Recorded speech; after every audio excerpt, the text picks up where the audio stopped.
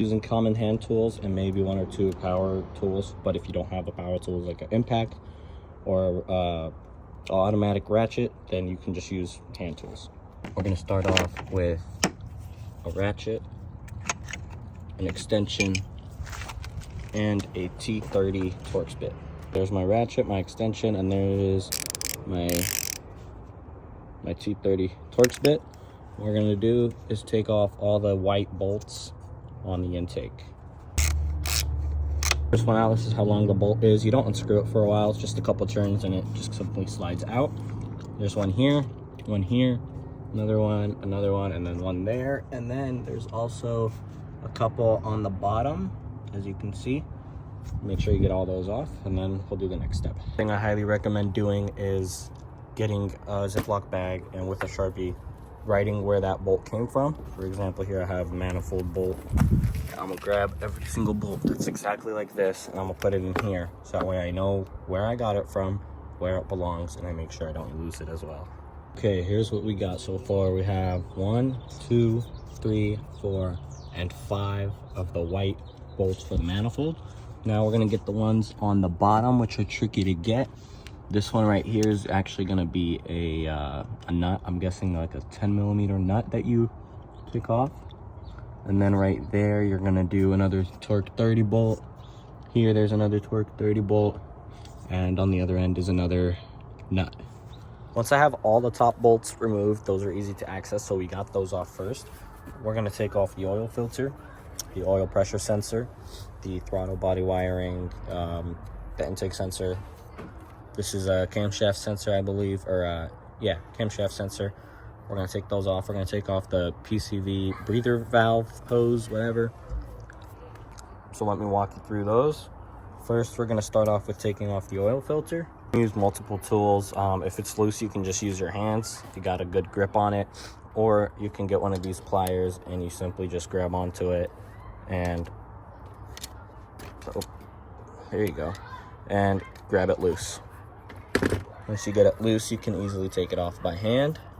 And since it's been sitting upside down for a couple days and the engine hasn't been turned on, there shouldn't be any oil in there. So we should be able to just completely unscrew it off like so.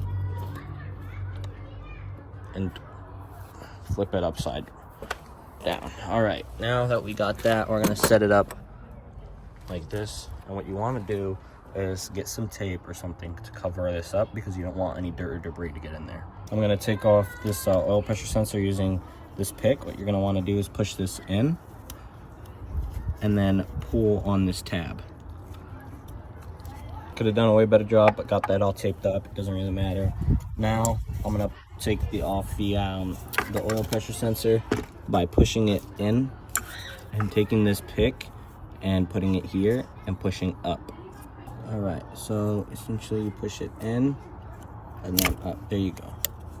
That's going to be the same for every sensor that has these kind of connectors. You simply push it in and then up, or out, I guess. And then this one as well. Push it in. Or not. Push it in and out. Perfect. Now for the camshaft sensor, it's just this little white tab. You can grab your pick, pull that out, and then you should be able to just wiggle this out. The PCV valve breather hose, you push on the top where these ridges are, and on the bottom, the exact opposite side of wherever the ridges are on the top, and then push it down, and then you want to pull. Hard to do with one hand, so I loosened it up, but essentially push this down, and then you pull out, and it's the same thing for this end. Got that off. We're gonna set it aside. I'm just gonna leave it up here. You got all the plugs off and your top bolts. You can do the top bolts after I take off this hose, which is what we're gonna do now, or you could do it as I did in the same order. But essentially, I took off the top bolts so far. I've taken off the PCV valve breather hose, and I took off a couple electrical plugs that are in the way. Now I'm gonna take off this hose here. That goes from the intake, and mine's aftermarket, so the clamps are a little different. These are a 10mm. Yours is, if it's OEM, it should be a 7mm. And I'm gonna loosen these up here, and take it off. It's the exact same for an OEM one. Okay, once you have those loosened up, here and both sides here, you're simply just going to want to grab it, wiggle it a bit, and it should just slide off. Okay, now that that's off, we're going to set it off to the side here. Now we're going to use the T30 Torx bit. I'm going to take off this screw connected to the intake holding this line right here. Next step after taking off this bracket here is we're going to come to this evap line next to the camshaft sensor, and we're going to push down from the bottom and from the top, just like earlier with the other hose, and pull out, just like that. Okay, now if we come to this side of the motor, we have this purge valve right here, and we need to connect it from this clamp here. So what I like to do is spray some WD-40 and slowly get that off. Grab these pliers here, grab a hold of it, and slide it off.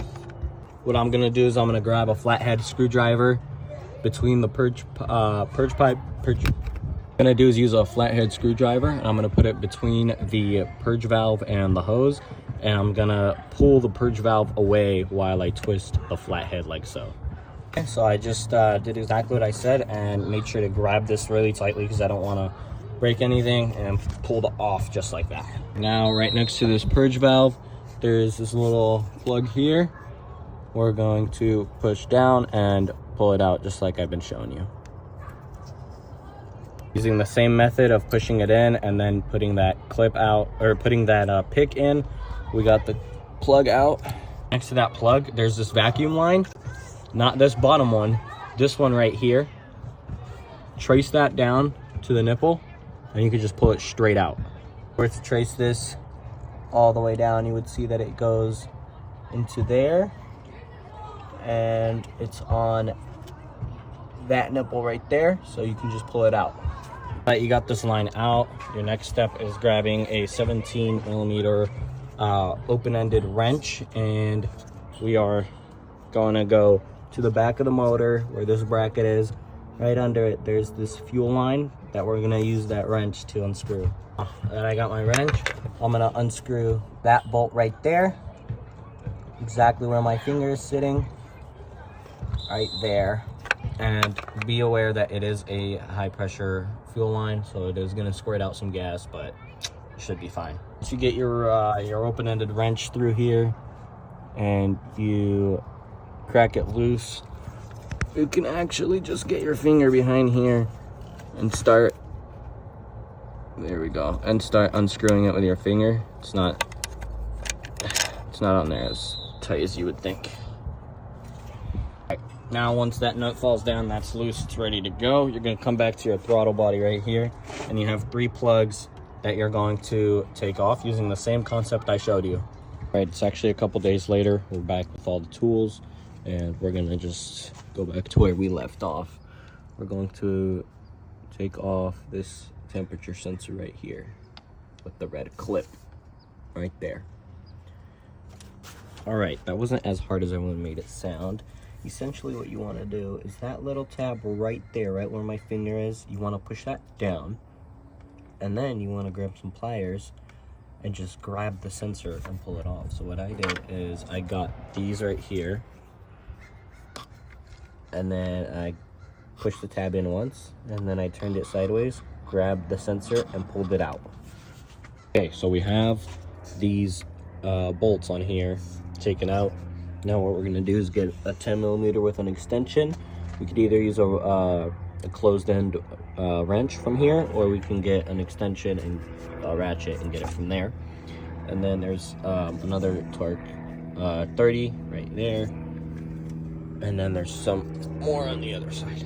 All right, I got my gear wrench ratchet here with 2 extensions and a 10mm, and just like that, take off, and you want to use your other hand to catch that nut so it doesn't fall. All right, same setup, except I added, instead of the 10mm, the torque 30 right there. It's kind of hard to get it there, but you kind of just got to finesse it in there, and then you can take it off. Okay, again, same setup with the 10mm. I'm going to come in from this side from the coolant reservoir, and right here there is another screw, and then just right there is another screw. Okay, now what you want to do is come back to these plugs right here, and you want to find this green one right here, and you want to push it to the side, and it should just pop out of place. I'm gonna grab something like this. We're trying to pop it out of that housing thing. So there we go. And now it's not in here. We can move on. You want to push that to the side. There we go. Now you want to come to this side right here, if it'll focus. And you want to, that nut that we took off for the fuel line, you want to make sure that the hose is out of the inlet. You want to push down on it. And then you're going to want to grab from here. Yeah, from here with 2 fingers and just pull straight out. And you should be able to take it off.